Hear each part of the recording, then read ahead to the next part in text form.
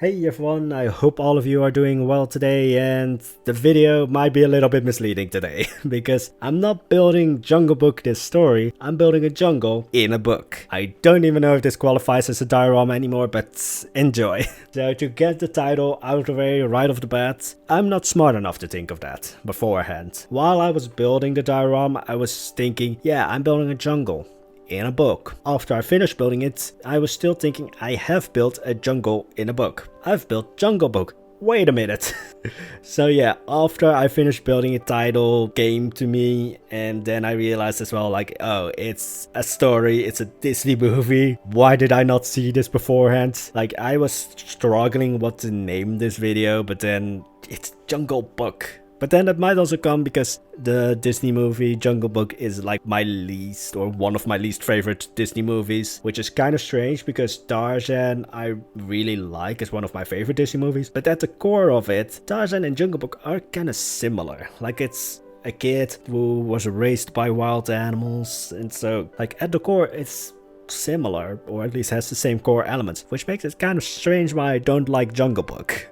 But yeah, the title didn't come to me, but eventually it luckily did. Anyway, going into the actual build. Now, before I built Jungle Book, I was already building a jungle diorama on stream. It was your normal block in the sky with a jungle on top of it, and then in the stream Kane said that I was doing basically what everybody else was doing with their dioramas, with like a floating block in the sky, and so I kind of lost that off while streaming, mostly because I didn't want to start over again. But then after the stream I kind of sat on it for a while, and so 2 hours after the stream ended I took Kane's words to heart and deleted the jungle diorama that I built before, and so the floating block is gone now. And then I looked up again, this is just another example of Poison Blade is not that smart. I legitimately just looked up interesting diorama ideas. And then I found this one where somebody had took a book and carved out the cover and carved out the pages until a diorama was there. So basically kind of like woodworking or wood carving. She just took a book and carved a diorama out of it. Now, I'm going to say, don't start carving up your books. Unless it's Twilight, I think the value of that book will actually increase if you carve it up. But other books, probably leave them alone. And also, I just need to say immediately, this is in no way me like going on like, oh, I'm doing the same as everybody else with like the block diorama or the floating block diorama. This is in no way like shaming others for what they are doing with their dioramas. I just took Kane's advice to heart and wanted to do something differently. And I think this is different enough. Like this, oh boy. Like, building the actual book didn't take that long. I wanted this sort of like medieval style looking book, and then I found a book with like these metal clasps to hold it closed, so I took that. The first idea that I actually had, because I wanted something to make it like so that you could close the book. Like here I used metal clasp, but the first idea was having sort of like a leather belt surrounding it. But eventually I found the image of like a medieval book with like these metal clasps. I don't think it's an actual medieval book. I think it's like a modern book but made to look medieval. I don't know if there are medieval books with like these metal clasps. I know that books back then were pretty expensive because they all had to be like handwritten and such, but I don't know, were there any books with like actual like metal clasps? I mean, they were very prestigious items and very expensive, so it wouldn't be that out of the world or that's out of the question to have this, but I've never really seen one, but that might be because I'm a hermit and don't go outside. So yeah, let me know if there are actual like historical books with these metal clasps. But anyway, the bottom one was going to be closed with like a pin and everything, and the upper one is going to be open because that's where the cover is carved away, so it has nothing to hold on to. And I just like the idea of like having one clasp closed and the other one open, so that's what I did. And it's kind of strange to build a giant book, because usually when I want to have like a book or something, it's for like Kiana Shah or Valhalla, and I need to make it tiny because it needs to fit into the world. Here it was just like, I could put as much detail into this book as I want. I wanted to actually like write like the title of the book on the back, but then I didn't do that because The actual building of the diorama itself already took so long. So trying to make that title is a little bit more difficult, or took a little bit too much time for me. And then especially, like, a book is going to offer a lot of verticality if it's standing like this. So I had to have a build that was kind of working with that, and I commenced the pain and suffering because I made something that's a little bit too large. But anyway, with these dioramas, the entire idea was, because I've built up this like fantasy world with Canopsar, with Valhalla, with the secret project, but then the secret project is being postponed so much with like every time I want to start going or go back to the secret project, I get ideas for Canopsar, I get ideas for Valhalla, then these dioramas came along, and like the good old YouTuber that I did, I jumped on the trend, but I wanted to make the trends my own, or like not make the trend my own, do something different with the trend. So yeah, you might see the secret project at Christmas by this point. But the idea, as I said, was like, oh, I have this whole huge fantasy world with so many different cultures, so I can literally just like throw a dart at the map that I've made for this fantasy world, and it's usually going to land in a complete different culture. So now I am, well, we're in the region of Ardalag, which is a peninsula right next to Byzantium, which you might know from Bashar. And at first, well, let me just give you a little bit of a tidbit. The peninsula is not actually named. Like, I say the Ardalag Peninsula, but that's like, Ardalag is the name of the bay. I've forgotten to name the actual peninsula.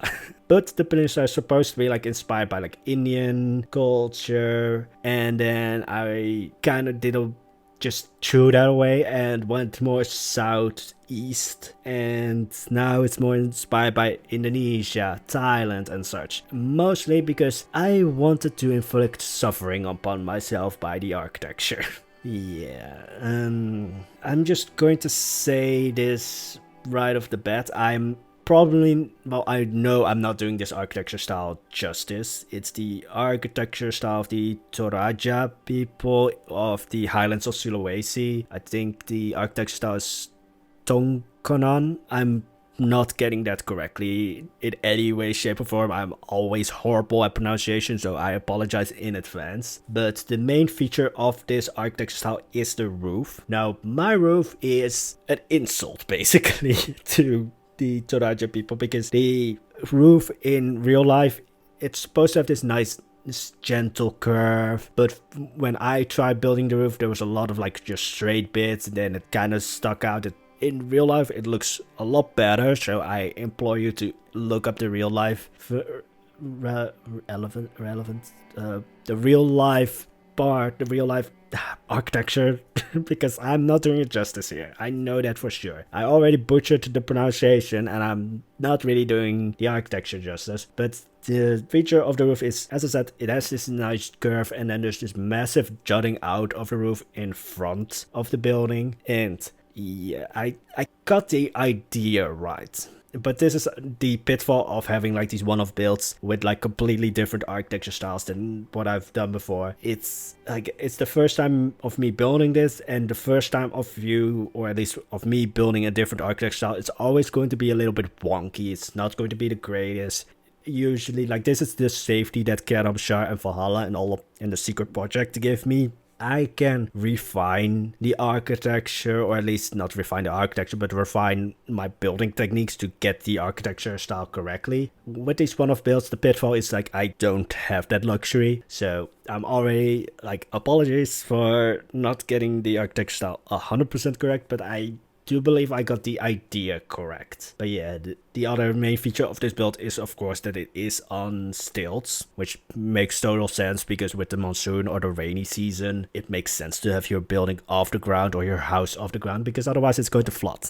And it's also like, I've actually seen these buildings in real life. I mean, I'm half Indonesian, so I of course have at one point visited Indonesia, but I saw these, and usually people would like hold like livestock in the space, or at least the one time that I saw them, I think they held chickens in the space underneath the house between the stilts. It's, again, I am not doing the architecture style justice. I got the idea right, but in real life this architecture style is 1,000 times more beautiful than what I've created here. But I'm still proud of myself for attempting to do it, because like the reason why I didn't go for like an Indian style or something like that was because there is a lot of like flow, or like a nice gentle flow between Arabian styles and Indian styles, because of course they in real life are close to each other, so there is a little bit of like a flow between them. However, when I went for the Toroja or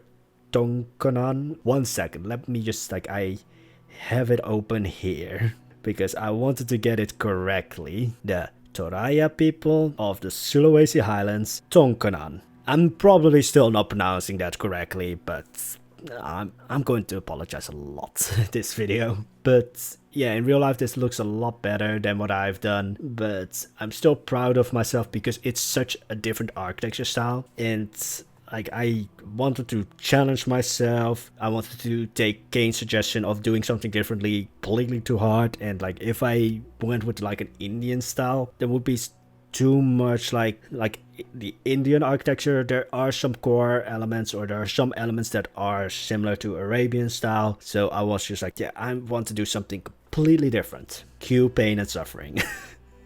Because again, I'm very proud of what I've achieved, but I also know, like, I can fully admit that it's not the best, which, I mean, yeah, let's move on before I just continuously apologize, because I don't think anybody wants to just hear Poison apologize for 25 minutes.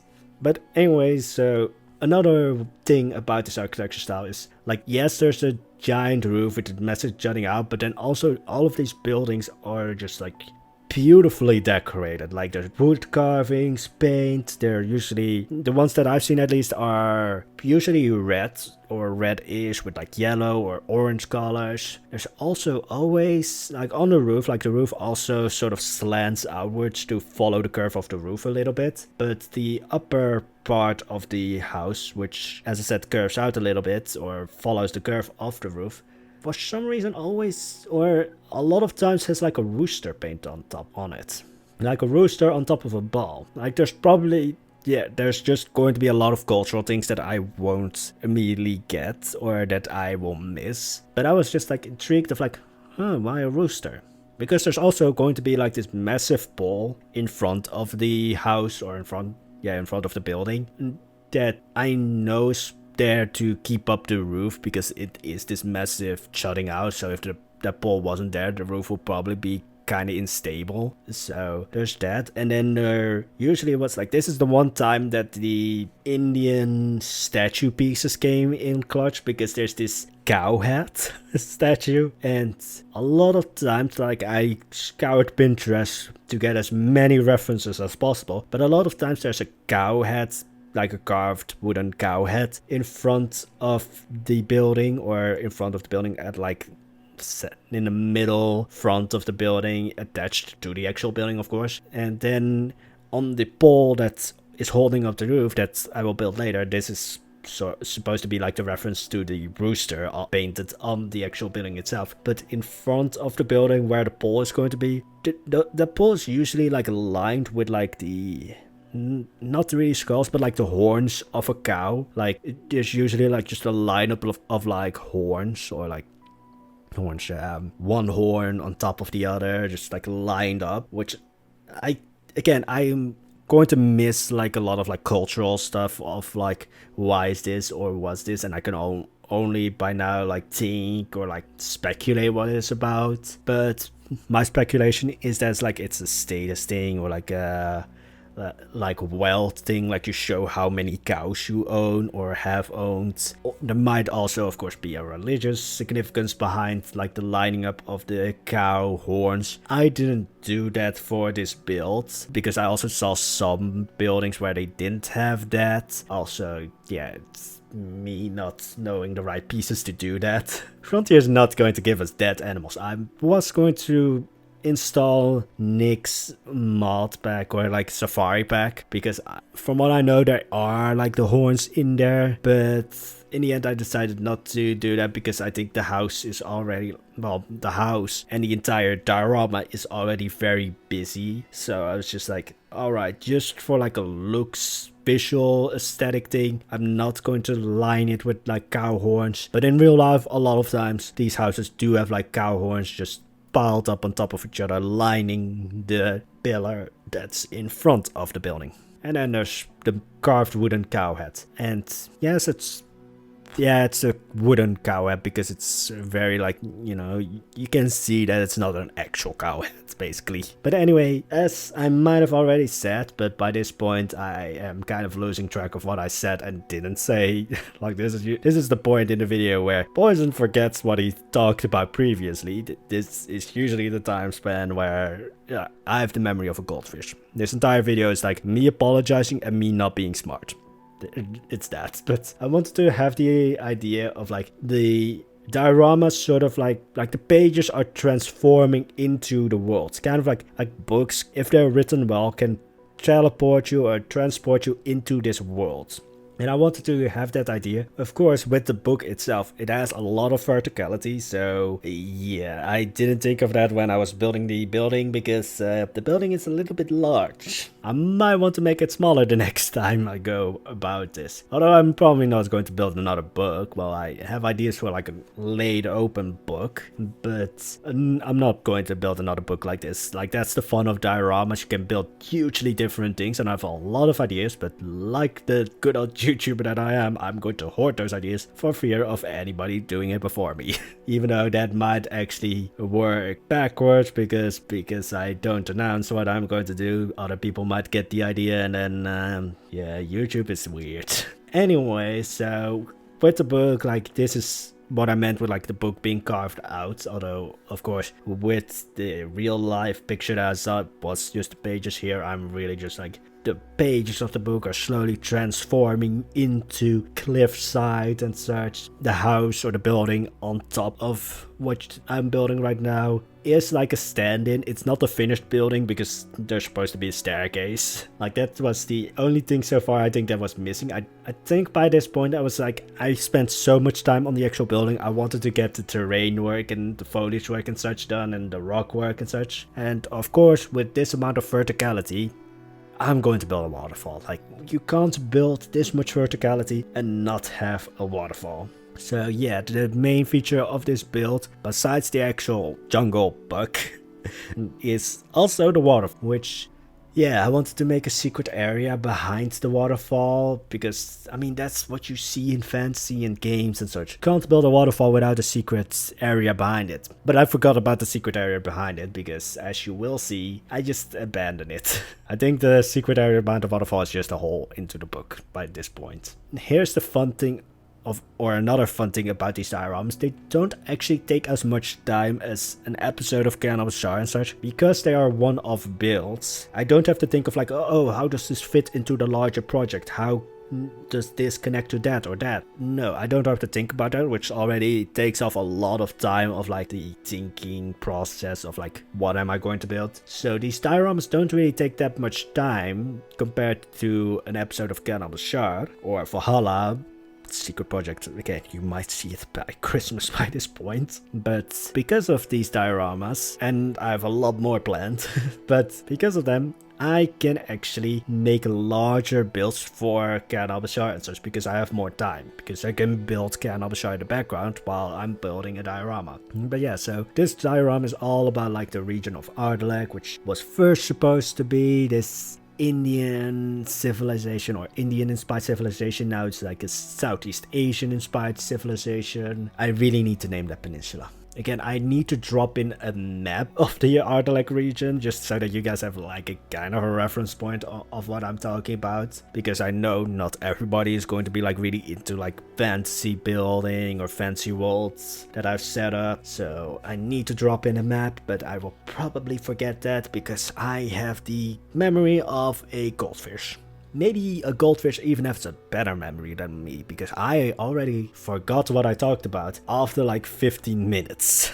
But anyway, the other like thing about this diorama is like there's the good thing of like, oh, it's a one-off build, I can do whatever. But the bad thing is I can do whatever because Valhalla and Cannibal Shar, they're kind of safe when it comes to foliage, rockwork, and just general appearance, because like I have a set catalog of like what plants can I use in Canon Shar? What plants can I not use? What plants can I use in Valhalla? What are the rocks that I'm using in Canon Shar and such? When it comes to these one-off builds, because they're all going to be like set in different areas that we haven't seen before, I'm just like, I can use everything, but also nothing at the same time. Because it's just like, can I use this plant? Yes, I can. Also, no. So there's like this foliage is going to take maybe a little bit longer, because with every diorama that I'm going to build, because I have like an idea for other regions that I forgot the name for, because I'm amazing with names today. But there's like an Egyptian region or Egyptian inspired region, but then with these dioramas we can also revisit old projects. Like I could show you guys Tianopolis, or like a little bit of Tianopolis. I can show you guys a little bit of Ozaru. I can show you guys all these other things. I definitely already have an idea for like how I'm going to present the diorama for Ozaru, and I also have the idea for how I'm going to present the diorama of Tianopolis, and none of them are going to be your standard block. Like, again, no shame to any other creators who are building like the block-based dioramas. They, like, you do you. I just, after Kane saying like, oh, you're doing the same as everybody else, and me like priding myself on not doing what everybody else is doing, like, yeah. Again, no shame to others. I just wanted to do something different and just take Kane's advice or suggestion or just harsh words too hard. Well, he's not harsh. Kane just speaks what's on his mind, and I'm actually very grateful for that. Like, he doesn't go around and just try and spin it in nice words. He's just like, hey, you're doing this. Stop that. Well, he didn't say stop that, but yeah, I can always count on Kane to give me the honest truth. And I'm very happy about it, because it resulted in Jungle Book. Again, the next diorama is not going to be Jungle Book. I might actually make the next diorama, either it's going to be the Egyptian style one or Tianopolis. So, hope you enjoyed this video, hope you enjoyed the diorama or the Jungle Book. If you did, there's the like and subscribe button if you want to see more, and comment down below whether you want to see the Egyptian style one or Tianopolis, because I can do both. I maybe even do Ozaru instead, so you never know what the squirrel is going to do. But there's also the notification button, but before that one starts working, I will pronounce names correctly. Again, I apologize for my pronunciation and such. And with that being said, I hope all of you have a wonderful day. Bye bye.